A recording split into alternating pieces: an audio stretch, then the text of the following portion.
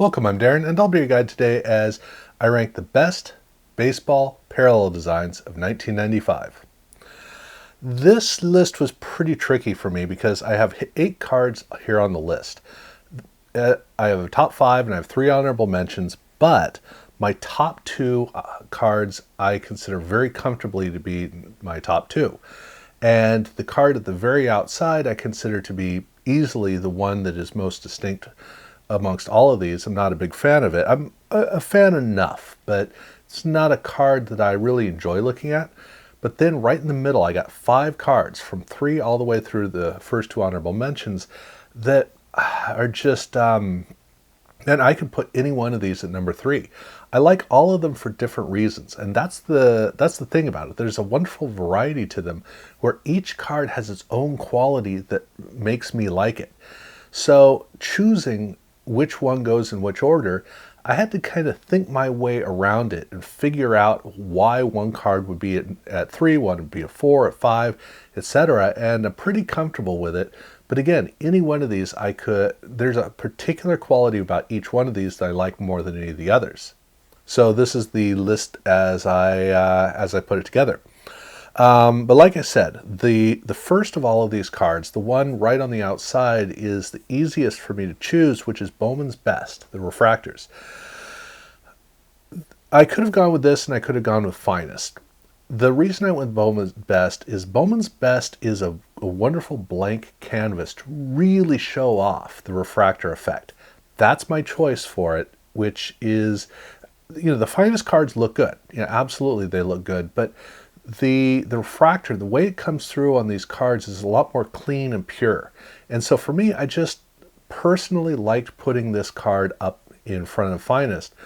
I probably would prefer looking at Finest better, but the refractor's kind of lost a little bit in it. So it was tough choosing which one I'd put in here. But in either case, I don't consider them to be as fun or engaging as any of the other cards on this list. So here I have it as the first honorable mention. The second honorable mention is Upper Deck, and the silver and gold parallels for this are, well, here's the thing. I really love looking at these cards, but that's because I love looking at 1995 Upper Deck. 93, 94, 95, these 3 sets to me are the absolute highlight, the summit of all of Upper Deck's sets. They had a couple of other good ones here and there, but these are the ones that I think really captured the pure magic that Upper Deck was able to create better than any others. And so I just love looking at 95 Upper Deck. And then when you add the parallels, it makes them a bit better. But that's part of the thing, it's a bit better. I mean, the logo that goes on for the silver and for the gold could just be the Upper Deck logo. There's nothing really special about it. It just makes a great card look a little bit better, a little bit more intriguing.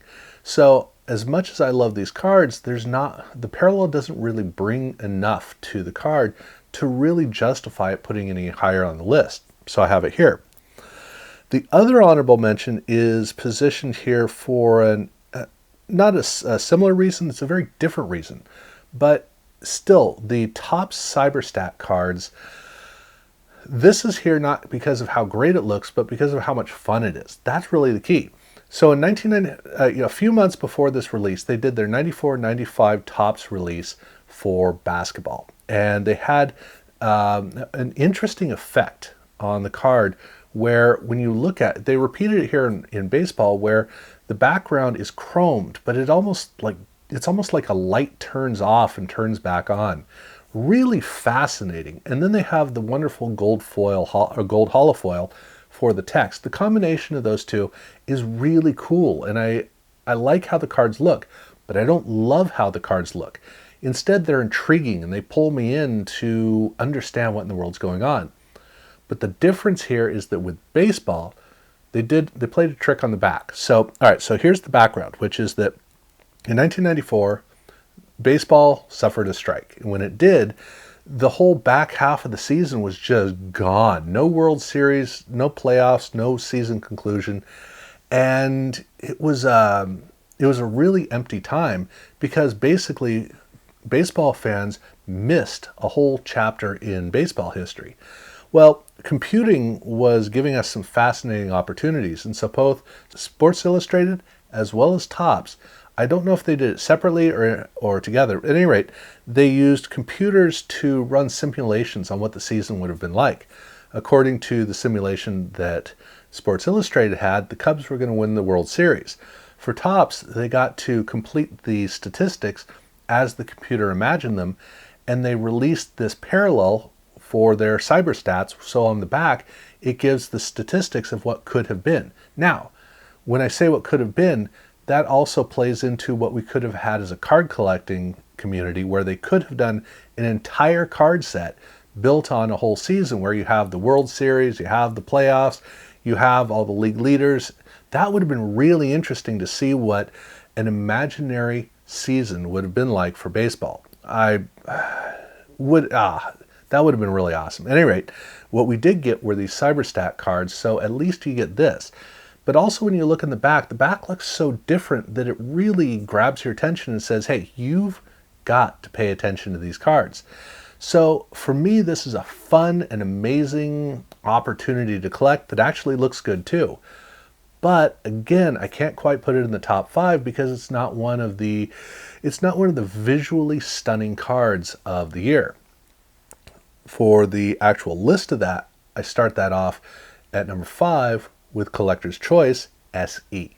Now, I didn't even know these cards existed until I started working on the 1995 rankings, and I stumbled upon this, which it's kind of a weird set for me, coming from football and basketball, especially with basketball where they actually had an SE set in 93, 94. Basically, this is a hybrid of the 94 and the 95 Collector's Choice sets, which is an interesting idea. The key to the gold signature parallels is that they use the same design they used in the 94 Collector's Choice set, which right off the bat, I have to say, I'm really glad they did it, because I really like the 94 design, where instead of having gold foil, they had a gold print for the border, which just carries the card a lot better. And then you have the gold signature, which looks awesome. And then with the SE cards, they're not only using the 1995 design, which looks a lot better, but they also have that big special edition logo up on the top in gold foil that just punches through on the card and makes it a lot more celebratory of it just being gold everywhere.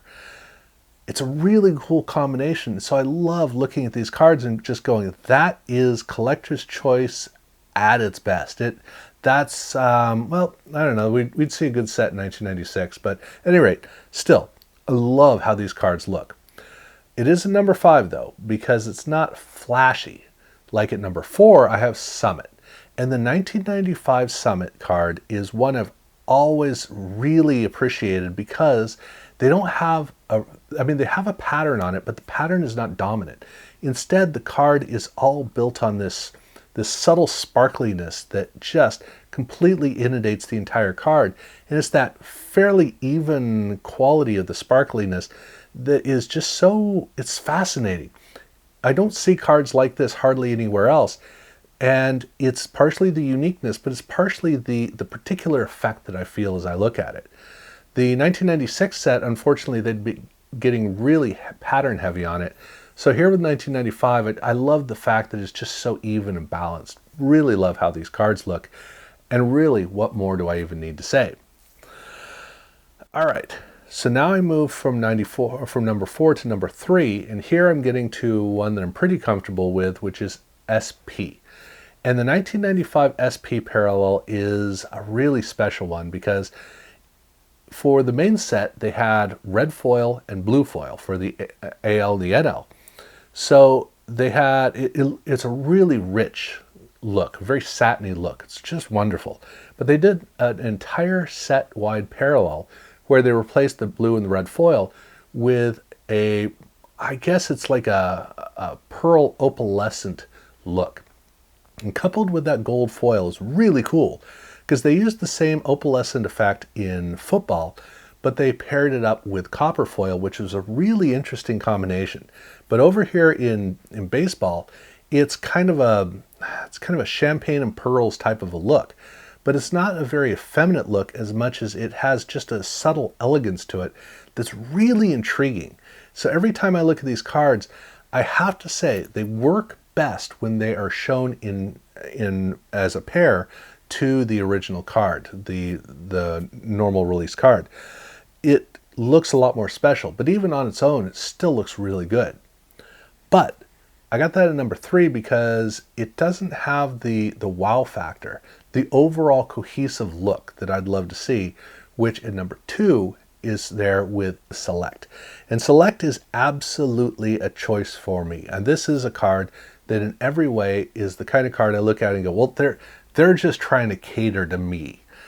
It's got the deep, rich, saturated colors, really rich. I love looking at how they're not candied, but how it's almost like they were having too much fun with the color. And I, as a fan, look at it and I just get lost in it. But then the Artist Proof Parallel couples that with a gold holofoil, which has such a great contrast to it and brings out the specialness of the parallel.